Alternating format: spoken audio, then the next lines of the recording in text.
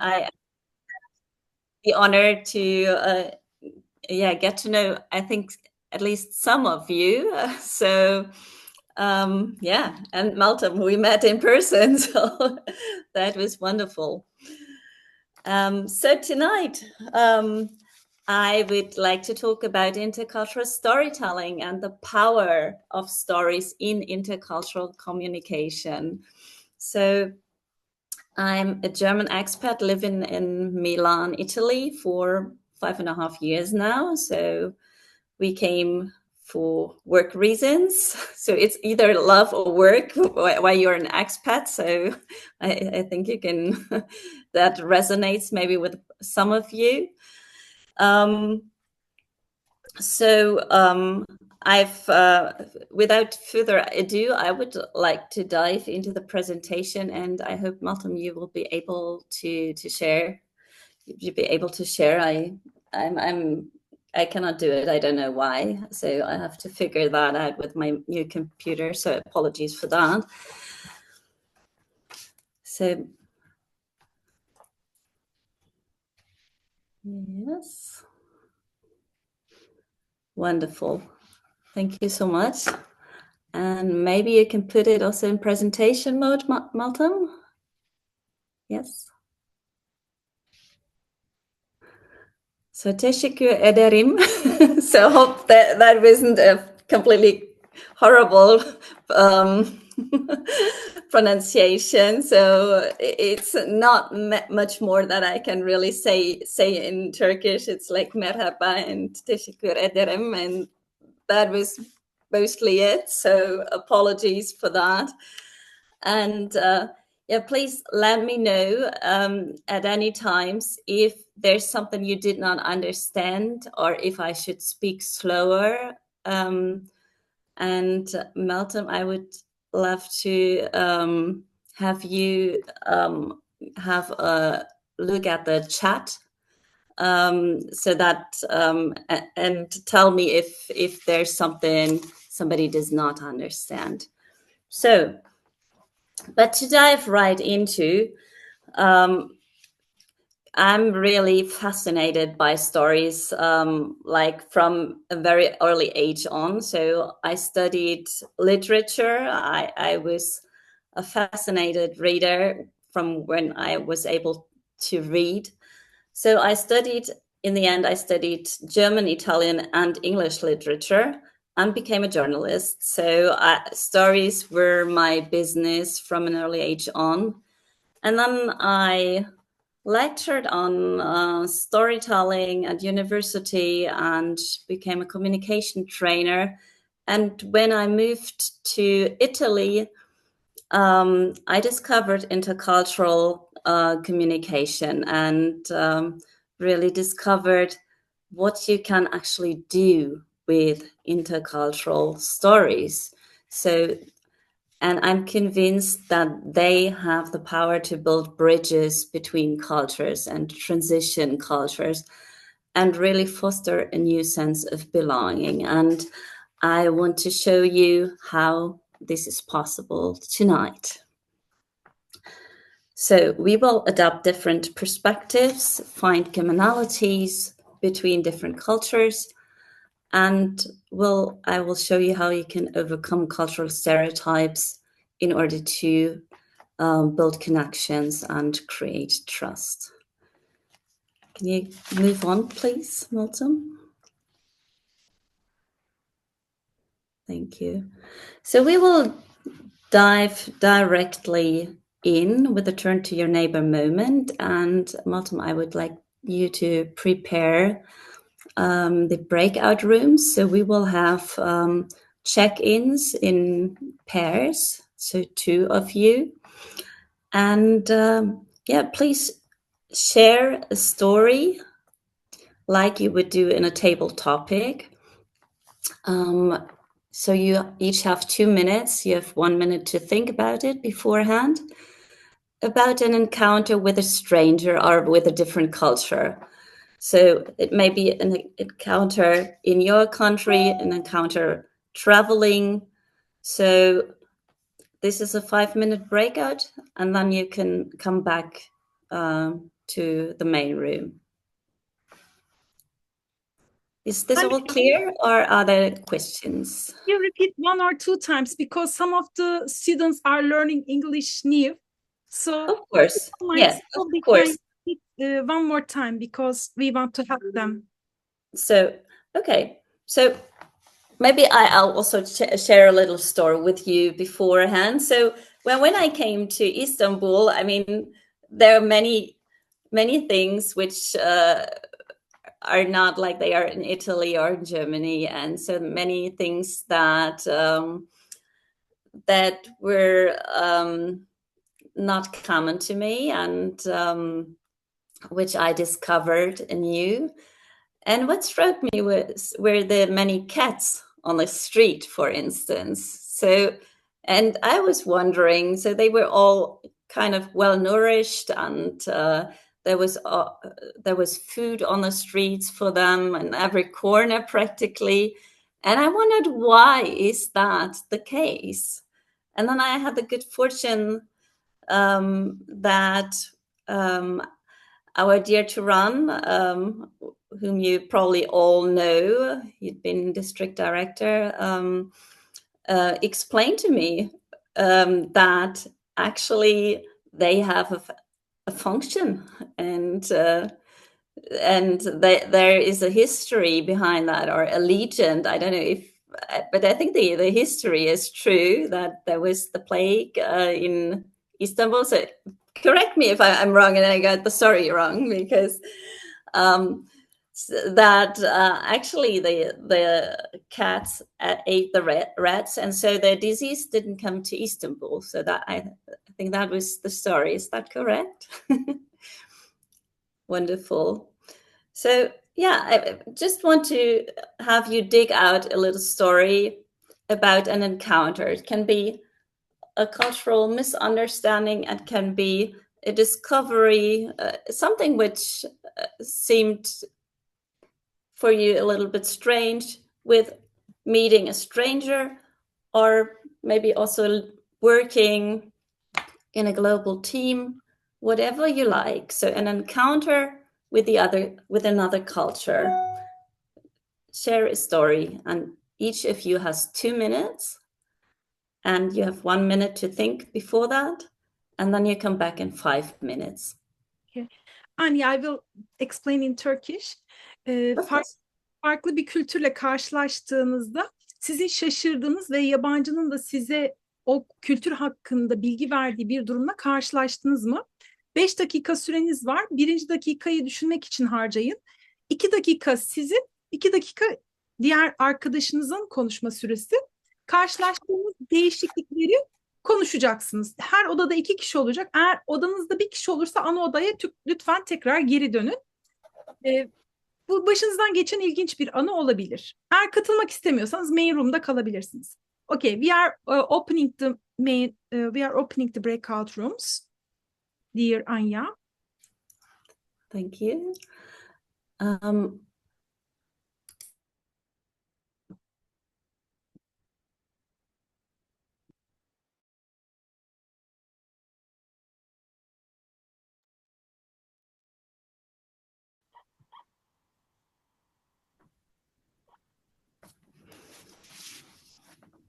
All right, welcome back, everybody. So, how is that for you?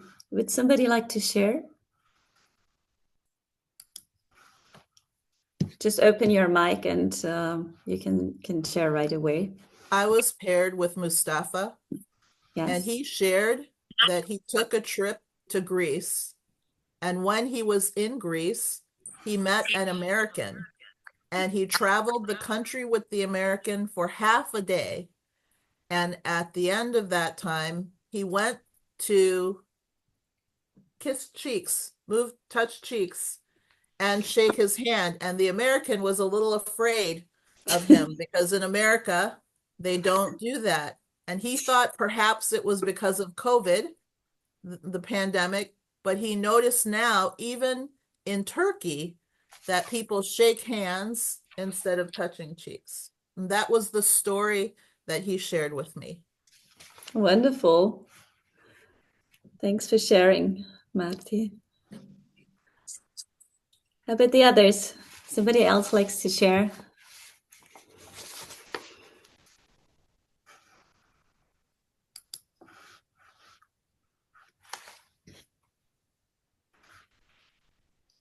I can share my experience. Yes, thank you. So I remember when I was in university, I met a friend of mine who I was working with part-time in a language school. And because we're really close friends, she approached me and she hugged me. But while hugging me, she hugged me on one side, hugged me on the other side, and hugged me on the one side again. So apparently, this means that you're very close and you have a good relationship with the person, and it's a friendly gesture.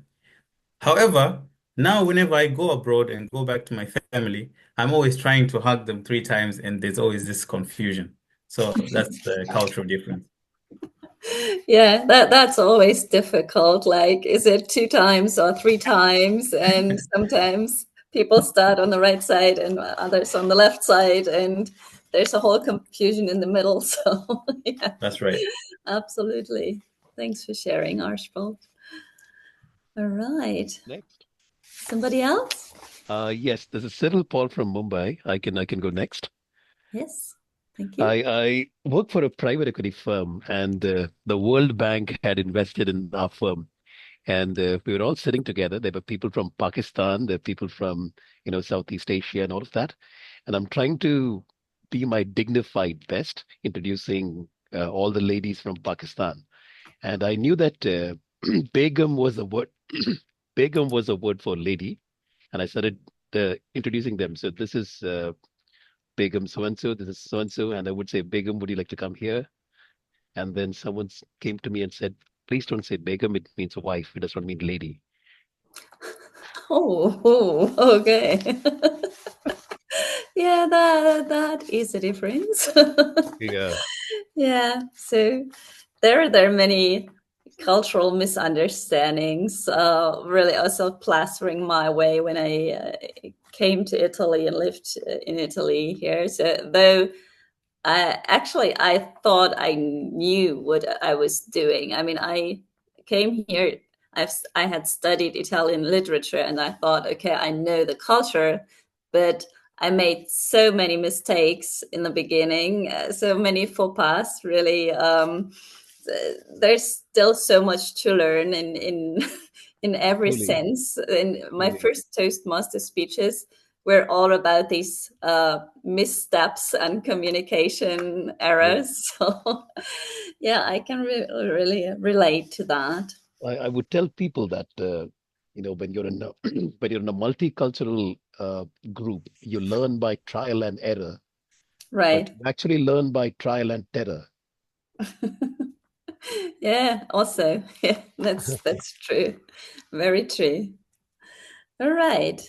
Let's continue a little bit. So practically, I assume this is not your first dive into the topic of storytelling. So stories have always been told also already. If you move on the presentation, Milton, please. This has a long tradition back to the cave paintings, actually. So stories convey really values of a society, and they offer orientation for our behavior, and they sort of shape our cultural identity with these stories, and they deliver a sense of belonging. So who'd been here in this picture belonged to this tribe, who lived in this cave. So, and if you please move on, Melton. So here's probably a little recap. So I assume all of you have heard that stories need a hero, and you heard about the drama arc. So it's practically a little recap what you already know around storytelling. So that every story needs a good reason to be told. Every story needs a hero. Every story begins with a conflict, or at least a lot of them, and then it's going to be resolved. And hopefully in the end, there's a happy ending, but it's not always the case. And what is very important is that every good stories evokes emotions, so it touches us. And if you can continue, Milton, to the next slide. So actually, storytelling is a term which derived from marketing and screenwriting originally. And so it's something that combines brain and heart. So it generates attention, suspense, wakes emotions, and it practically starts the cinema in the head, so it creates images in your mind. And there's a Stanford study which says that stories are 22 times more memorable than mere facts and figures. So just imagine, so how much more effective you can be with storytelling. So forget about the Excel slides, tell stories. That's the way to go if you want to get your message across. So, and a good indicator is also that a good story is a story that can be retold, and excellent stories get to be retold again and again and again and again in different versions. All right, so that's kind of a rule of thumb. And can you please continue, Malta? No, one back, please. So practically, seeing it from the neuroscience point of view, our brain is wired for stories. So there are three things practically to remember. So first of all, our brain tries to defend itself. So it is exposed to 11 million bits of information per second, but it can only process 40 bits, 40 million bits, 40 bits per second. So that's the correct number. And that means it has to filter constantly. So in order to save energy and to not being overwhelmed and to be able to process so that we can make decisions and that we can live a life practically and move along. So, but this constantly filtering information means also these are mental shortcuts, which that then means we have cognitive biases because we need these mental shortcuts. Can you please continue, Milton? So practically, if we experience the surroundings of a different culture for the first time, so when we work in a global environment, for instance, there are cultural misunderstandings, there are clashes, that's just normal. So, and we will easily find us stressed because we do not know, and because the brain responds in a negative way, because our brain does not distinguish between physical pain and psychological pain. So it practically, if the memory has been a good one, the amygdala will trigger a positive response, a reward response. But if there's a negative memory, it triggers fear. So, and that's why we are so fearful towards strangers and strange cultures we do not know. So we are practically shaped by what we remember. Other questions so far? I know we are having a Q&A session afterwards, but if there's a question in between, because I know it's kind of complicated, then please go ahead.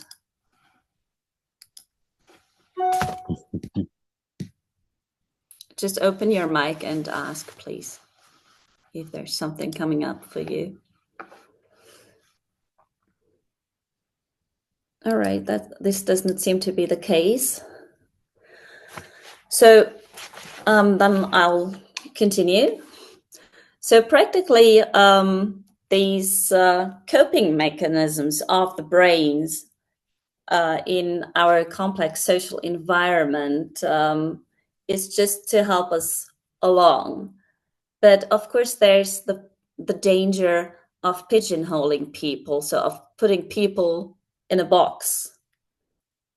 And so Anna Fuchs, for instance, she's an interculturalist and has written a book on transculturalism, says stereotypes are complex, reducing, schematizing, uncritical generalizations. So that's kind of the definition. And she also refers to stereotypes as frozen thoughts. So you've once made up your mind, and then it's like that.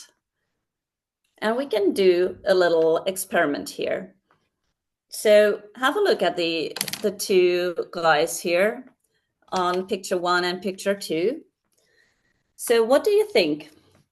Who's more reliable? The guy on the left side or the guy on the right side? Just put 1 or 2 in the chat, please, and we'll have a look.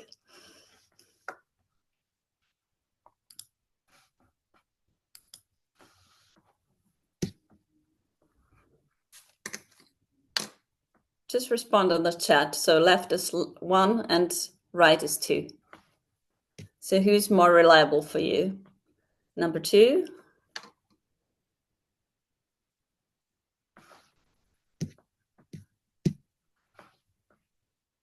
Right, yeah. All are saying number 2. All right. Okay. We can't know. Yeah, exactly. We can't know. Maybe the number 2 is more sympathetic to us, but we do not know. What was that? An echo? Yeah, all right. So we are just guessing here, and it might be a prejudice. So if you continue, please, Martin, the presentation. Thank you. So practically, we are having, so everybody is biased, and there are all sorts of biases, and unfortunately, I do not have the time to go into the business of biases and how many variations we have in biases. But let's talk about prejudices and generalizations. So we have ideas when we meet a different culture, how people are. So the prejudice around Germans they are like always punctual. So if you ask my friends about me, this is not often the case. I like to say I'm very Italian in that respect. So you never know that these are prejudices and generalizations. And so, but we already have a certain picture in our minds, and that also refers to our brain wants to make it more easy for us. But you cannot say that people, everybody is like that in the end. So, so what's on your mind? What do you think? What is typical for a German apart from punctuality? Do you have any ideas? They're not too humorous, I believe. That's what I do hear for the first time, I guess, but that's very nice to hear. They are not doing well during the Eurovision. What do you mean? There's sarcasm, there's discipline, all right? Okay. Okay, so what about the Turkish people? What's typical for somebody from Turkey? What would you say about yourself? Turkish people are known to be friendly and Mhm. they like guests at their homes. Yes, great hospitality. I can confirm that. Absolutely. Friendly, absolutely. They smoke a lot. They smoke a lot of cigarette. Yeah, not only cigarettes, I guess. Yeah, it's only cigarette. I hope. Really? Yeah. So, and in which way would you say you're typical Turkish, and in which way maybe not at all? I don't like smoke. I'm not a smoker. All right. Okay. Here we go.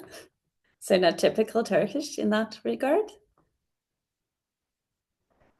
I mean, in general, like comparing to some other nations. Mm-hmm. Yeah. Yeah. So practically, we do not want to fall prey to national prejudices. So it just helps us to understand more of the values of a culture. So great hospitality, I mean, Turkey is known for that. So, and that's an important value, I understand. So, but in the end, it does not mean that everybody of a culture is like that. But understanding the values behind the culture helps us also shift perspective. So, and a great way to know that is also knowing about proverbs in a culture. So, proverbs, for instance, explain a lot what the culture has in values. All right. Would you like? Could you please move on? So, but of course, stereotyping is like being the bars of a prison window. That's a saying from Heidegger and Steixner. They are both also interculturalists. And there's a famous TED talk I'd like to refer to, which is of the famous Nigerian author, and I always pronounce her name wrong. I think Chimamanda Adichie, and she says the single story creates stereotypes, and the stereotypes with stereotypes is not that they are untrue, but that they are incomplete. They make one story become the only story. So I will write you that in the chat, so then you can watch the TED Talk later on if you like. So I think that's a really great way to put it. So that's the danger of a single story. So now I'd like to invite you again into breakouts, and we will have breakouts of 4 or 5 people. Malcolm, if you could arrange for that, please. And we will share stories around an intercultural friendship or a thriving global team. So a positive experience, and maybe also the story of how you met and how you overcame obstacles together. So what happened there? And please tell us what makes this bond so very special for you. And again, you have 2 minutes for your story, and if you share in 4 or 5, so 10 minutes in total should be enough. Anja, we have last 13 minutes. Can we make 4 or 5 minutes if possible? This group. All right. Yeah. So, I mean, then not everybody can share a story. Then just Yes. you 2 people are sharing, whoever. Yeah. Yeah. is first. Yeah. Okay, we can do that. Yes. Can we repeat what will we do again, if possible, please? What will we do? Excuse Can me. you repeat the breakout Yes, room?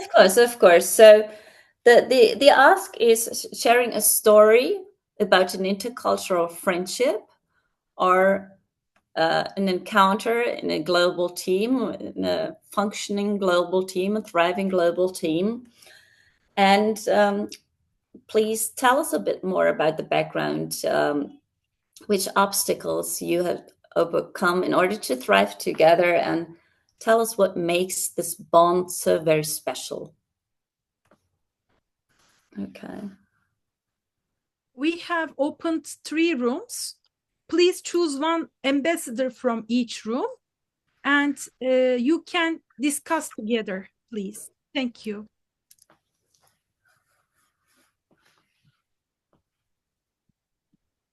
Okay. You put me also in a breakout, but I'll just refuse. And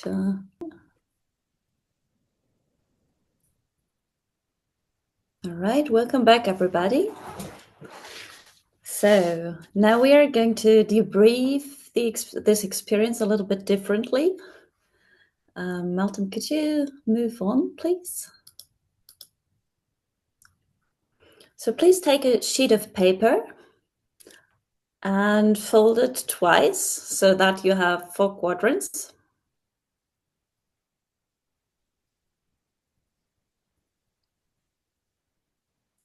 Okay, and now I will have 4 questions for you, and you reflect for yourself and write the answers in the 4 quadrants. So this is just for you to reflect on the experience.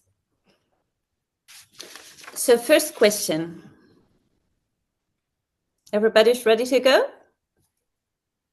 Okay, wonderful. So first question is from the perspective of the storyteller. So how did you feel telling your story? I hope if you had the chance, I mean, we didn't have that much time, so not everybody was able to tell his story, but maybe also in the first round.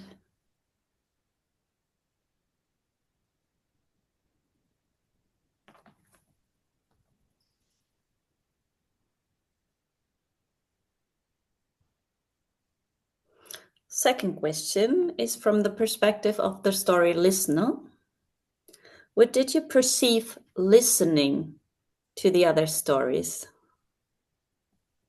What did you perceive listening to the other stories?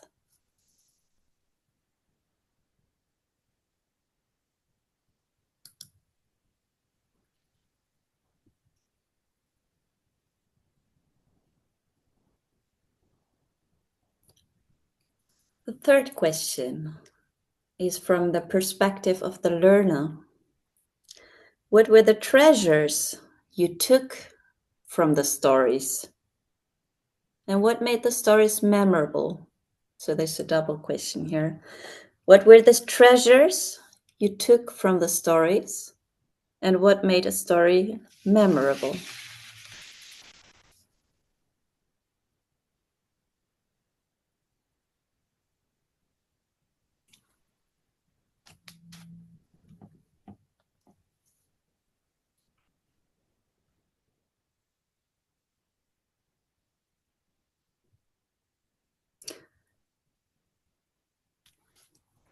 And the fourth question is from the perspective of future sharing.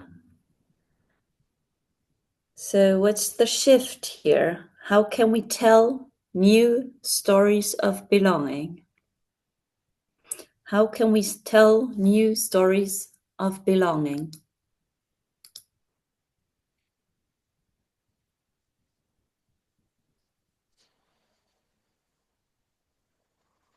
Okay, hello. Hello? Yes? Yes, What's the I'm question? from Vienna, Austria. Yes, okay. And is this not the meeting of Toastmasters? Yes, it is. Yes, we're having a workshop in intercultural storytelling. I'm glad to hear this. I'm looking forward. Okay, we're already in the middle of it. So Okay, fine. wonderful. Okay, thanks for joining. Me too. All right. So this is our little spiral journal reflection. And Meltem, if you can move the presentation one forward. So now I would like to open the mic for everybody, and I would ask you to debrief this experience. So how, having really shared and reflected on your stories now, what stood out for you and what can you take away as a result? Would somebody like to share?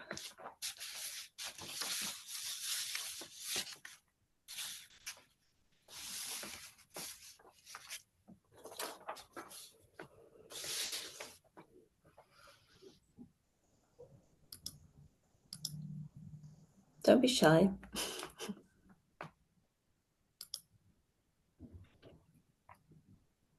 Track in case there's no one else. Yeah.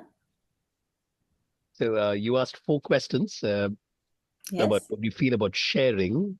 Well, I felt very comfortable. I felt that we were in a safe space to share whatever intercultural faux pas or anything else that we felt. It felt very comfortable sharing. While listening, so my breakout room partner was Hassan, and he gave a story back to me, and I felt that we were all the same deep down because the story that he said quite resonated with me as well. I've had a similar experience with the story that he said. So across borders, we're all the same. Uh, what made the story memorable? Precisely that learning, that geography and language and everything. I think we are all tuned the same way. All of us are looking for connects and belonging and finding common ground. And the common ground is all the more, I would say, special when it comes from someone who you don't really identify with from your own culture, from your own country. When you find common ground with someone who's a complete stranger to you, when the stereotypes are broken, as you're saying, that's what makes the story all the more special. Wonderful. Yes, that's exactly it. Thanks for sharing. Yep.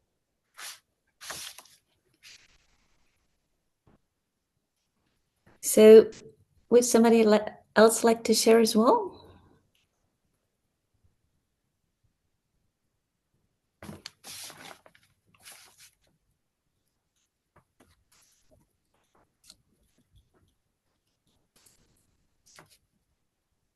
Okay, I think you really summarized it in a perfect way.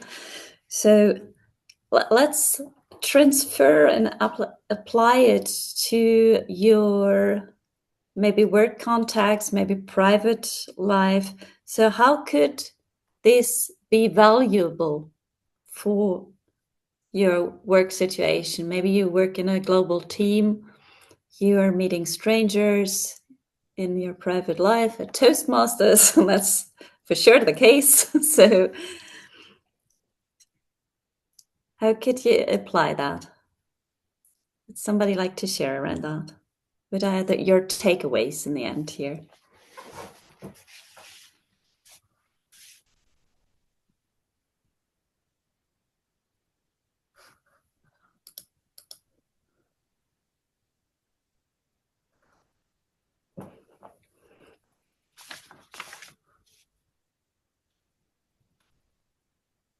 All right. I hope you took something away. Anja, can I have the question again? I missed it slightly. Yeah, so how could this be valuable for your work or for your private life? All right. I can respond if no one wants to go. Yes, please. Yeah. So I realized that I've been subconsciously been applying your teachings, obviously, because I think to survive in a diverse society where you are the different person from the rest, I think you have to take upon some of these skills as it is going to help you, handle and negotiate relationships in a way that is going to give you a more successful outcome. So I think just getting to know and being aware that this is what you need to do consciously, I think it will help me furthermore to maybe leverage further into maybe being more appreciative, maybe putting a story to my differences so that, it's easy to digest on the other side and also create a spark of emotion for easy understanding. That's what I feel I can take away from this. Wonderful. Thanks for sharing that, Arkvulf. Some other learnings, takeaways? Yes. Yes. Hello. I think storytelling is a great way to. It's a icebreaker, I think, Yeah, absolutely. between people. So it provides understanding between people in a positive way, I think, and in a quick way. It's a very quick method, I think. It's a very quick. So, and also it's a fun activity as well. Yeah, I think storytelling is great. Yeah. Yeah. Yeah, we all love stories, and it's a quick way to the hearts. Yeah, absolutely. Yeah, thanks for sharing. So, last question, how can we tell new stories of belonging? So, Arkvulf already said to apply that more consciously and focus also on the emotion. So in order to leverage that further, what he did subconsciously already. Any other ideas how you can design practically new stories of belonging?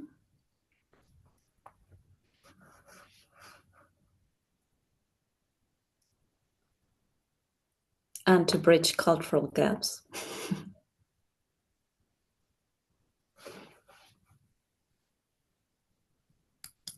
Anja, I think Yeah, that we will wrap it up now. Yeah, right. Okay. So, all right. So, thanks so much for the wonderful shares. And in order to summarize it up, Melton, can you please move on the presentation? So, I'm really convinced of the powers of stories. So, they can overcome cultural stereotypes. You can find commonalities and with them build trust so that people are capable of fostering a new sense of belonging and thrive in a global team. So I would just call out that you should start by exploring your own stories. Thank you so much for listening. And Malcolm, it's just going on to the last slide, please. Okay.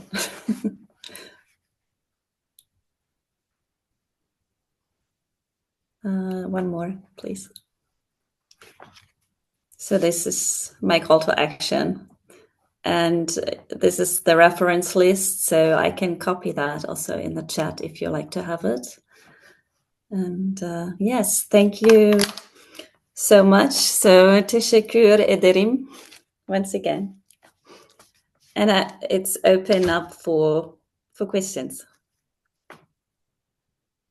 That doesn't belong anymore. So that was only the add-on if there are questions around unconscious bias. I have a question. Yes, go ahead. As you say, like stories, they create a deeper impact into, what we're trying to communicate to the other side, right? Mm-hmm. So how do we improve our storytelling? Is it that there is a story to everything, or do we learn to create stories? Which is which? I think you should start with yourself and see what kind of encounters you are having and how these encounters can be improved. So a very easy way is really not focusing on the differences, but focusing on the commonalities. And so then it'll be much easier to build bridges and transition cultures. Okay, thank you. Thank you.